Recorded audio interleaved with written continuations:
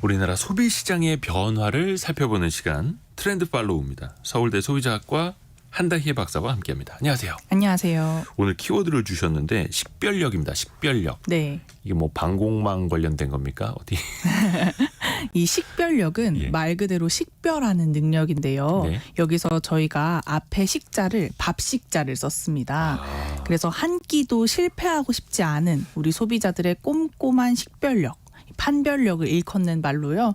저희가 이번에 외식업 트렌드라는 책에서 다룬 첫 번째 키워드이기도 합니다. 최근에 외식업계에서 놀랄 만한 현상이 하나 있었죠. 바로 대전의 유명 빵집이 대형 프랜차이즈 브랜드 빵집보다 더 높은 영업이익을 거두면서 기록적인 이 실적을 거두면서 화제가 된 것인데요. 이러한 현상이 나타날 수밖에 없는 이유는 우리 소비자들이 이제는 맛과 가격을 굉장히 꼼꼼하게 식별하는데 이런데 적극적이기 때문이다라고 말씀을 드려요. 그래서 날이 갈수록 똑똑해지는 우리 소비자들의 외식 노하우가 나날이 진화하면서 수단과 방법을 가리지 않고 맛집을 식별하는 이 식별력이 크게 높아지고 있습니다. 식별력, 맛집을 분별하는 능력. 이야, 네. 새로운 용어가 또 탄생을 합니다. 사실 이제 누구나 똑같은 돈 내고 똑같은 시간을 쓰면서 가는 거면 더 맛있는 거 먹고 싶죠. 그렇죠. 맛집을 이제 검색을 해야 되는데 네. 최근에 어떻게 합니까?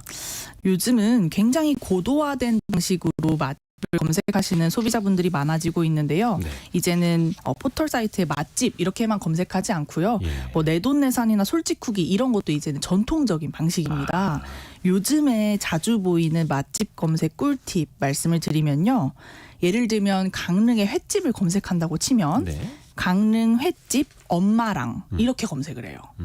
그리고 강릉 횟집 신랑이랑 이렇게 검색을 합니다. 이렇게 검색하는 이유는 광고성 후기를 최대한 걸러내는 거예요. 그래서 사람들이 정말 방문한 이 찐 후기만 남기기 위해서 일상적인 글들을 보기 위해서 이렇게 검색을 한다고 합니다. 그러니까 이게 반대로 생각해 보면 알바 댓글이나 네. 약간 이제 어떻게 보면 이해관계자가 쓴 후기들 블로그들이 너무 또 많다 보니까 그걸 또 걸러내기 위한 맞습니다. 그 장치들을 스스로 또 마련을 하는 것 같네요. 근데 맛있는 식당은 저마다 어떤 리스트 만들어서 저장을 또 해놓기도 하는데 네. 맛 없는 식당까지 리스트를 정리한다고요? 네, 맞습니다. 저희가 이번에 소비자를 대상으로 조사를 해보니까 가장 놀라웠던 점이 예. 정말 가고 싶은 유명 맛집이나 찐 맛집도 저장하지만 동시에 다시는 가고 싶지 않은 이런 실패했던 식당들도 맛집으로 저장을 한다는 거예요. 아니, 그냥 안 가면 되는데. 그렇죠. 그런데 혹시나 또 갈까봐 하는 이런 것들을 미연에 방지하기 위해서 실망한 경험이 있는 식당을 따로 리스트로 관리를 하는 겁니다. 그러니까 나만의 식당 블랙리스트. 그렇죠, 그렇죠. 아이고야. 그리고 일각에서는요, 이 배달을 시키실 때 굉장히 또 놀라운 그런 네. 노하우를 보이고 계시는데. 업장 정보를 살피세요. 그래서 가게 사업자와 상호명과 가게명이 일치하는지 그리고 가게가 지하에 위치하는지 지상에 위치하는지를 다 보시는 거예요. 그래서 지하에 위치하면 아무래도 배달 전문점일 가능성이 높으니까 배달 전문점인지 홀도 같이 하는 매장인지 이런 것들을 굉장히 면밀하고 꼼꼼하게 식별하시는 우리 소비자분들이 아주 많아지고 있습니다. 그 배달할 때 상호랑 네. 영수증에 찍히는 상호랑 같은지. 다른지 같은지 이런 걸 보는 그렇죠. 거죠. 이제 어떤 식당들은 전화기 한 5개 놓고 그렇죠, 그렇죠. 상호명 5개 깔아놓고 막 이렇게 돌리기도 해서 네. 이야, 대단합니다. 광고성 리뷰를 또 피하면서도 맛집을 찾아내야 한다. 이게 뭔가 미션 같기도 한데 네. 또 어떤 노력들이 있습니까? 요즘 특정 지역을 기반으로 아는 사람들만 아는 이런 오픈 채팅방들이 있어요. 네. 이런 오픈 채팅방에서 맛집을 추천하는 방식이 또 떠오르고 있는데요. 예를 들어서 성수동 중심의 이런 오픈 채팅방에 들어가면 성수동에 거주하시면서 이런 다양한 맛집을 상황별로 추천해 주시는 분들이 계십니다. 그래서 그 카톡방에다가 인원수가 몇 명이고 요즘 멤버가 오늘 만나는 멤버가 뭐 친구인지 연인인지 그리고 선호하는 음식 장르가 뭐 양식인지 일식인지 이런 것들을 정리해서 카톡 메시지를 남기면 이 오픈 채팅방에 있는 사람들이 같이 막 맛집을 적극적으로 추천을 해주는 막 서로 막 쏟아내는 거예요? 네네 뭐 꼭 여기 가보시라고 이렇게 추천해주는 그런 오픈 채팅방이 또 인기를 끌고 있고요. 또 일각에서는 우리 젊은 세대들 같은 경우는 아이돌 팬덤을 활용하는 방법도 굉장히 눈에 띕니다. 요즘 젊은 세대들 가운데서 SNS에 내가 좋아하는 연예인의 이름을 붙인 해시태그로 맛집을 공유하는 것이 또 화두가 되고 있는데 이것을 아이돌 먹시 태그라고 해요. 먹시 태그요? 네, 먹다랑 해시태그를 붙인 말이죠. 먹시 태그. 네, 그래서 뭐 아이돌 팬들의 맛집 이 먹시 태그는 실패하지 않는다는 말이 굉장히 유명합니다. 왜냐하면 우리 팬들이 직접 먹어보고 자신이 좋아하는 아이돌에게 소개해주고 싶다라는 이 마음을 갖고 이 맛집을 공유하기 때문에 정말 이것은 우리 누구에게 꼭 소개해주고 싶다 하는 이런 의미에서 이 먹시 태그를 붙이는 것이기 때문에요. 이런 먹시 태그도 인기가 많고 꼭 여기서 포토카드를 같이 찍어야 돼요. 이 음식과 함께 포토카드를 찍어서 내가 광고가 아니고 인증이에요, 인증? 그렇죠. 인증을 하는 것이 굉장히 또 중요한 식별 장치로서 활용이 되고 있습니다.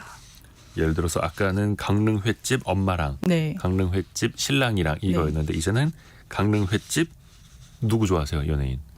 저는 이제 블랙핑크를 좋아합니다. 불핑이랑 네. 막 이런 식으로 내가 사랑하는 아이돌들에게도 이 맛을 좀 전해주고 싶다. 네. 또 하나 먹방 콘텐츠 굉장히들 많이들 보시는데 이게 일종의 대리만족이었잖아요. 네. 근데 이것도 그냥 먹방을 그냥 보질 않는다고요. 그렇죠. 이제는 단순한 먹방보다는 솔직하고 직설적인 화법으로 기다 아니다를 딱 말해주는 그런 식의 콘텐츠가 사랑을 받는데요. 심지어 이 먹방 콘텐츠도 요즘 소비자들은 진위 여부까지 따지면서 봅니다. 예를 들면 백종원님의 그 먹방 콘텐츠 보시면 이 시청자 댓글이 굉장히 재밌는데 독특하다라고 하는 거 보니까 맛이 없나 보다. 아니면 뭐 살짝 미소만 짓는 거 보니까 애매한가 보다. 아니면 내가 먹어본 집 중에 1등이라고 하니까 여기는 진짜다. 이런 식으로 그 각 반응별로 진짜인지 아닌지를 정확하게 디테일하게 판단하는 이런 것들이 또 유행이 되면서 이러한 반응별 맛집 구별법이 표로 정리돼가지고요. 온라인 커뮤니티까지 떠돌 정도입니다. 독특하다는 건 맛있다는 건 아니다. 막 이런 식으로. 야, 이걸 또 이제 뭐 문맥을 막 해석을 해야 되네요. 그러니까요. 김보배님이 그 포털 사이트에서 영수증 후기 꼼꼼히 봅니다. 칭찬 일색에 혹평 특히나 집중해서 보게 돼요. 이게 왜냐하면 요즘에는 그 영수증 리뷰 이벤트. 네. 영수증 리뷰 써주시면 음료수 하나 드립니다. 이런 거 많이 해서 그렇죠. 그래도 또 사람이 음료수 하나 받아 먹었는데 네. 좋은 글 써줘야 되잖아요. 그래서 네. 저는 개인적으로 영수증 리뷰 잘 안 믿습니다. 저도 그렇게 해봤거든요. 또 이게 가격도 굉장히 중요한 요소입니다. 그렇죠. 네. 맛뿐만 아니라 특히 배달시킬 때는 가격이 옆에 같이 나오니까 더 신경 쓰게 되죠. 네, 맞습니다. 그래서 배달시킬 때 우리가 특히 가격 식별을 많이 하는데요. 요즘에는 하나의 배달 플랫폼 안에서 어떤 것이 더 싼지를 비교하는 것보다도 서로 다른 배달 앱을 넘나들면서 앱 간 비교를 즐기시는 소비자분들이 굉장히 많으세요. 그래서 이것들이 이제 멀티호밍이라는 용어를 쓰기도 하는데요.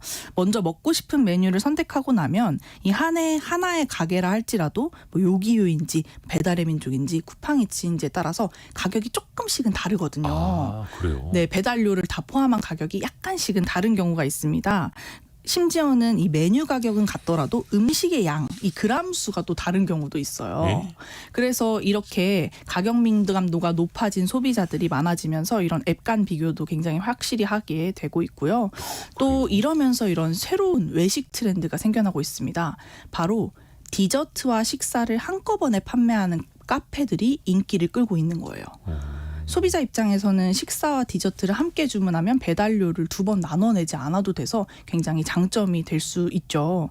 또 비슷한 맥락에서 요즘 카페들 같은 경우에 보관용 커피를 배달시키는 이런 카페들도 인기를 끕니다. 보관용 커피요? 네, 예를 들면 아메리카노 한 잔만 시키면 배달료가 많잖아요. 네네. 그래서 아메리카노 4캔을 세트로 판매를 합니다. 그래서 집에다 쟁여두고 드실 수 있게끔. 조금 더 유통기한이 긴 네네. 방식으로. 그래서 캔으로 판매를 보통 많이 하는데 이렇게 한꺼번에 시켜두고 배달비를 아끼고 매일 먹을 수 있게 하는 이런 메뉴들이 배달 최소 주문 금액을 넘기기 위해서 불필요한 메뉴를 추가하지 않아도 된다는 장점이 있어서 많이 선호가 되고 있습니다. 참 별게 다 있네요. 그래서 이 트렌드 팔로우 시간을 꼭 들어야 됩니다. 많이 배웁니다.